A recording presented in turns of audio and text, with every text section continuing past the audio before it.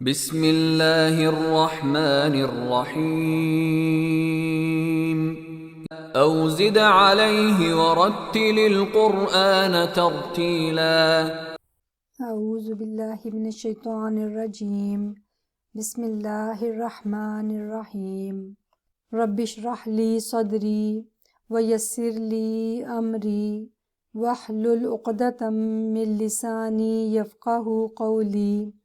ربنا زدنا علما، اللہم فقہنا فی الدین، اللہم وفقنا لما تحب وترضی، اللہم صلی وسلم علی محمد، آمین ثم آمین۔ السلام علیکم ورحمۃ اللہ وبرکاتہ۔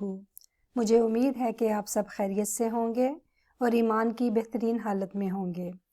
جیسا کہ آپ سب جانتے ہیں کہ صفات الحروف سیریز کا آغاز ہم پچھلی کئی کلاسز سے کر چکے ہیں۔ ان کلاسز میں ہم نے یہ جانا کہ صفات کسے کہتے ہیں اور ان کا حروف میں پایا جانا کیوں ضروری ہے۔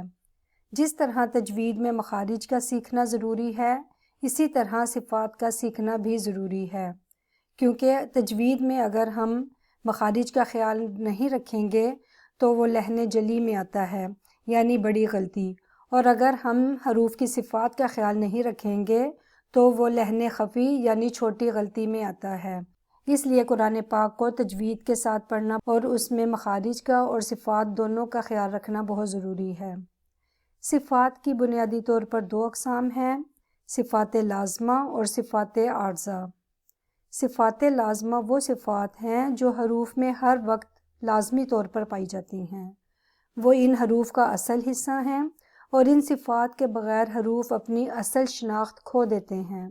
صفات لازمہ کی بھی دو اقسام ہیں، جن میں صفات لازمہ متضادہ کو ہم تفصیل کے ساتھ پچھلی کلاسز میں پڑھ چکے ہیں۔ صفات لازمہ متضادہ میں وہ صفات شامل ہیں جو جوڑوں یا پیئرز کی شکل میں ہیں، اور وہ صفات ایک دوسرے کی متضاد ہیں یا ایک دوسرے کی اپوزٹ ہیں۔ مثلاً اگر ایک حرف میں سختی پائی جاتی ہے تو دوسرے حرف میں نرمی پائی جائے گی، اور کبھی بھی دو صفات ایک ہی حرف میں جمع نہیں ہو سکتی۔ مثلاً ایسا نہیں ہو سکتا کہ ایک حرف سخت بھی ہو اور وہ نرم بھی ہو۔ اس کے علاوہ کچھ اور صفات ہیں جو ایک حرف میں پائی جا سکتی ہیں۔ مثلاً ایک حرف سخت ہو سکتا ہے، اس کی آواز موٹی ہو سکتی ہے، یا وہ آسانی سے ادا ہو سکتا ہے، مگر ان کی اپوزٹ صفات کبھی بھی ایک ہی حرف میں نہیں پائی جا سکتی۔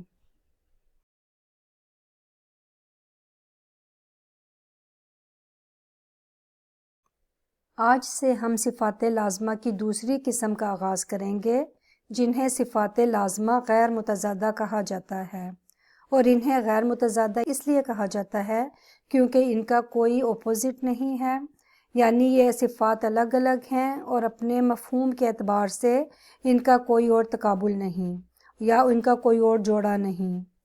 یہ صفات عربی حروف تہجی میں بعض میں پائی جاتی ہیں اور بعض میں نہیں پائی جاتی۔ صفات لازمہ غیر متضادہ میں جو صفات شامل ہیں ان کی تعداد 8 ہے۔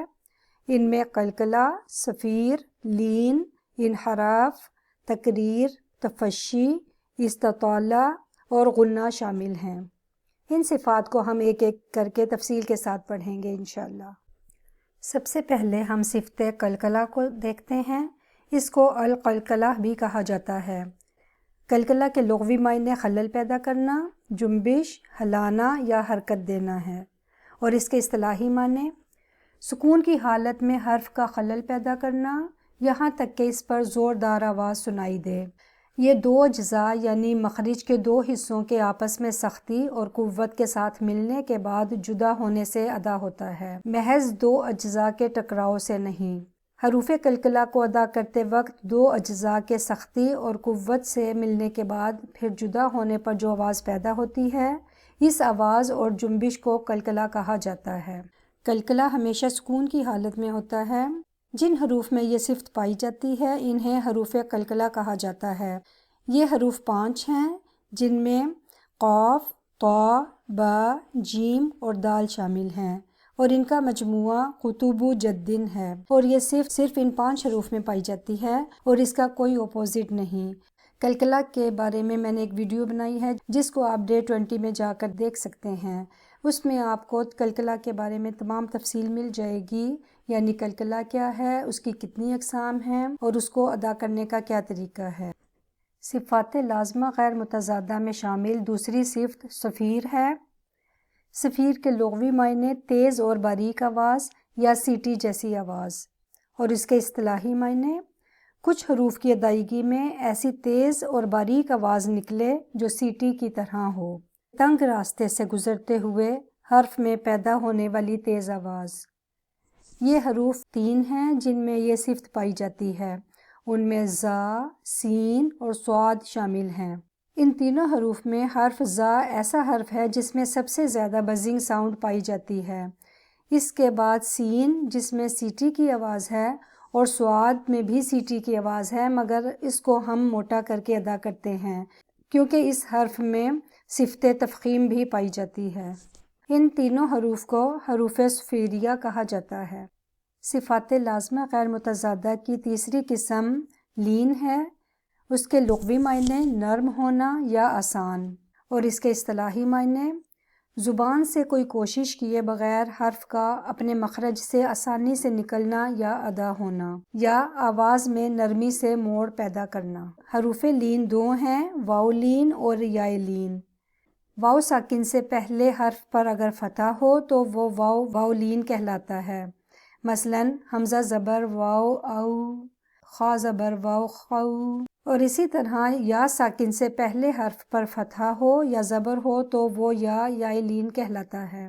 ان حروف کو ادا کرتے وقت کچھ بھی مشکل نہیں ہوتی۔ صفات لازمہ غیر متضادہ کی چوتھی قسم الانحراف ہے۔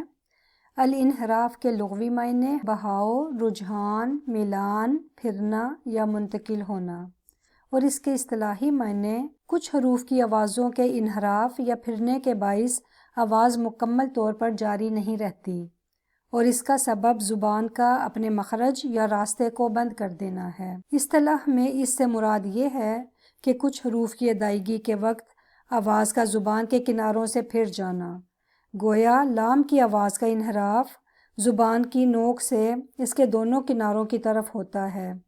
یہ صفت 2 حروف میں پائی جاتی ہے، لام اور را۔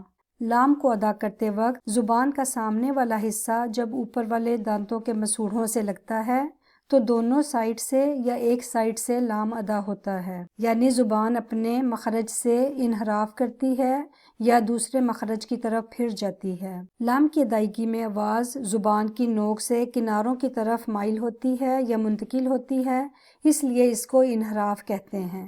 صفات لازمہ غیر متضادہ کی 5ویں صفت التکریر یا التکرار کہلاتی ہے۔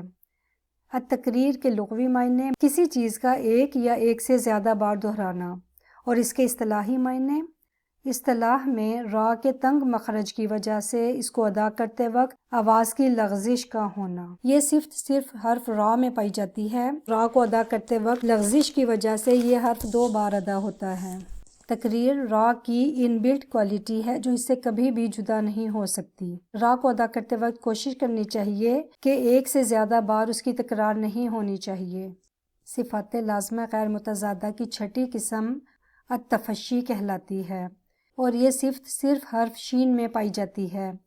التفشی کے لغوی معنی منتشر یا پھیلا ہوا، اور اس کے اصطلاحی معنی شین کی آواز کا پھیلنا۔ شین کی آواز زبان اور تالو کے درمیان ہوا سے پھیل جاتی ہے، جس کی وجہ سے اسے تفشی کہا جاتا ہے، اور اس حرف کو حرف متفشیہ کہا جاتا ہے۔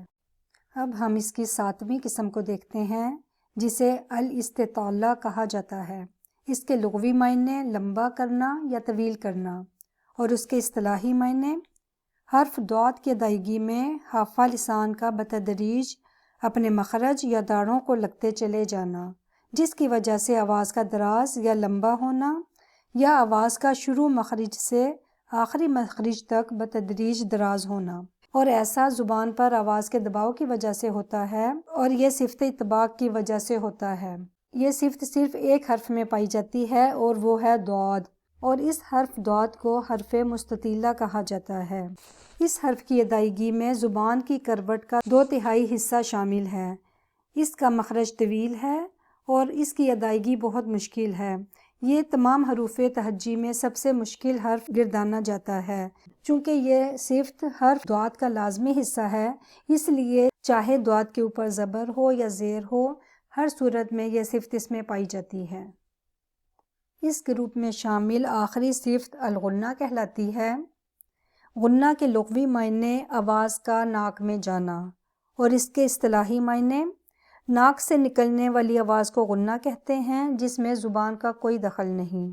یہ غیر مشروط غنہ ہے جو نون اور میم کا لازمی حصہ ہے، چاہے وہ ساکن ہوں، متحرک یا مشدد ہوں، ہر حالت میں یہ صفت ان میں پائی جاتی ہے۔ مختلف حالات میں نون اور میم پر مختلف قسم کا غنہ ہوتا ہے، جس کی تفصیل میں پہلے اپنی ایک ویڈیو میں بیان کر چکی ہوں۔ اگر آپ نے ابھی تک وہ ویڈیو نہیں دیکھی تو آپ میرے چینل پر جا کر غنہ کی اقسام کے عنوان سے وہ ویڈیو دیکھ لیجئے، اس میں آپ کو غنہ کی تمام اقسام اور ان کی تفصیل مل جائے گی۔